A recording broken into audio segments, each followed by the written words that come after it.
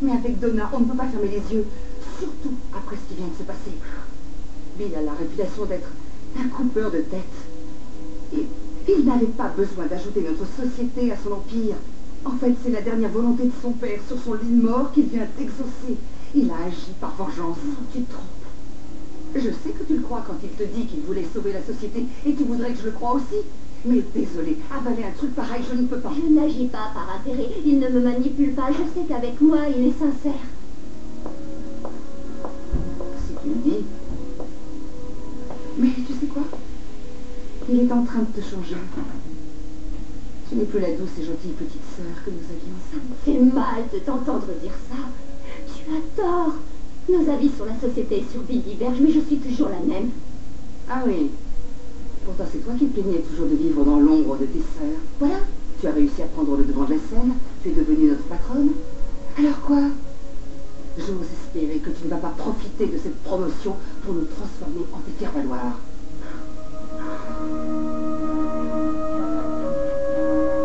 Je sais que c'est embarrassant.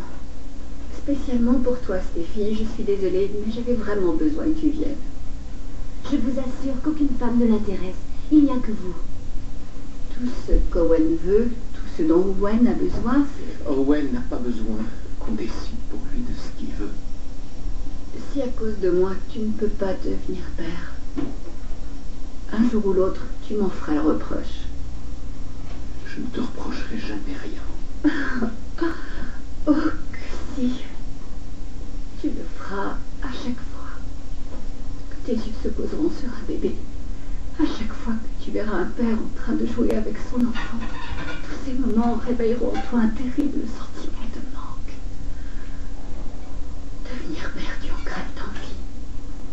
Je ne voudrais pas être celle qui t'aura empêché de le devenir. Non, attends, s'il te plaît, écoute-moi. J'ai pris ma décision. Et je ne changerai rien. Elle a été très difficile à prendre. Car d'un côté, je me disais que je devais m'accrocher et rester avec toi jusqu'à la fin de ma vie. Ce qui était purement égoïste. Et de l'autre, je savais que pour ton bien, je devais l'accepter et te laisser faire ta vie.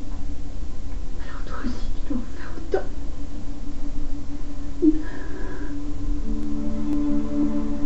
Stéphie, je suis désolé, mais pourrais-tu me laisser seule avec ma femme?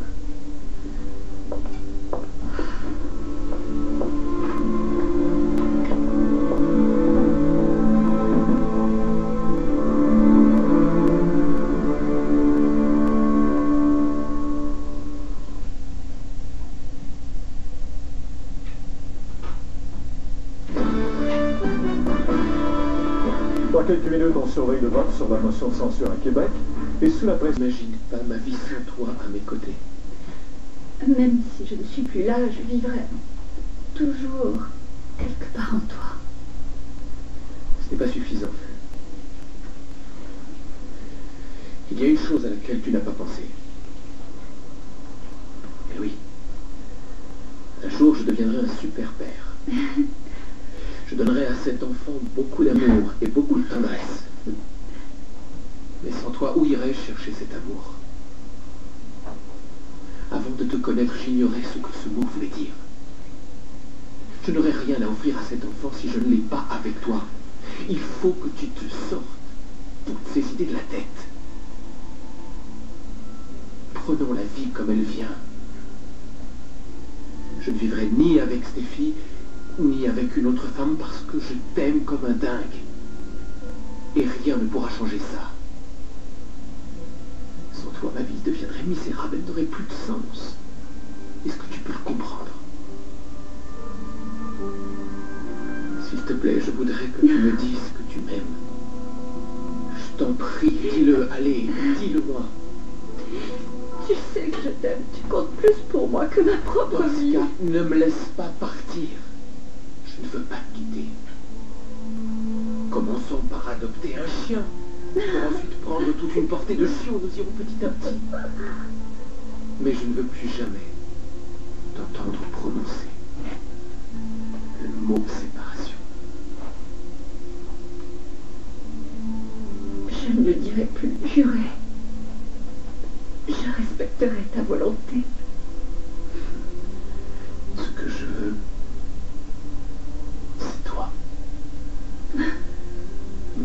magnifique femme un peu déjantée. Voilà quel est mon souhait. Parce que je suis à toi pour toujours. D'accord?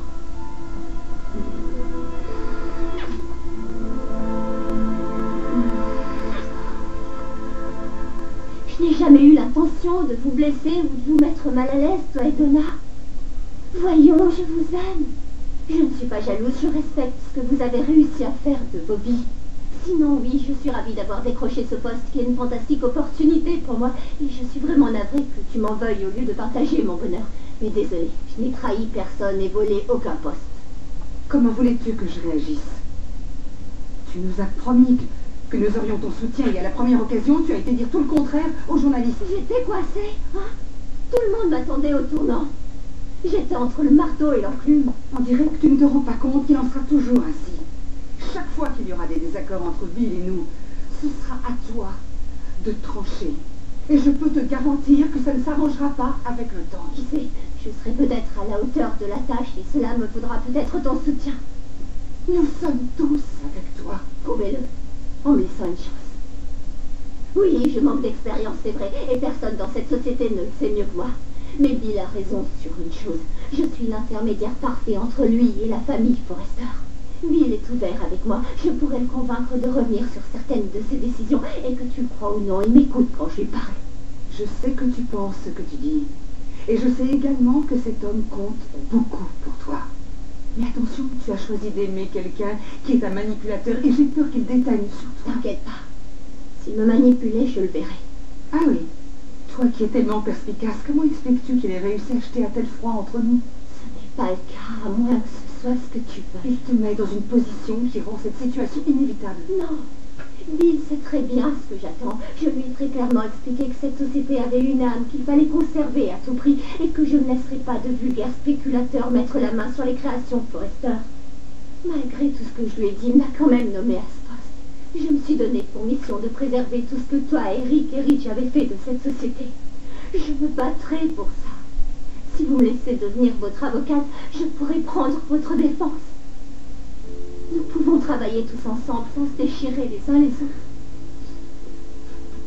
Je t'en prie. Oh, Brooke, je t'aime tellement fort. Tout ce que je te demande, c'est de croire en moi, ne serait-ce qu'un petit peu. Tu dois me faire confiance. Je ferai ce que j'ai à faire en tant que PDG. Mais aucun homme ne pourra s'interposer entre nous. Et ce, qu'il soit mon mari ou mon fiancé. Ce n'est pas possible parce que tu es ma sœur. C'est un lien que personne ne pourra jamais briser. Jamais. Je te le promets. Je t'en fais le serment.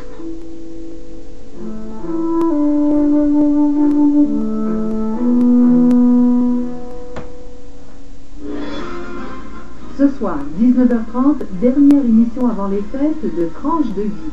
À 20h, Destinée, Roxane et Phyllis reçoivent le diagnostic concernant la maladie de leur futur enfant. À 21h, première de Rencontre paranormale. L'invité Chantal Lacroix et une équipe d'experts participent à une expérience de communication paranormale.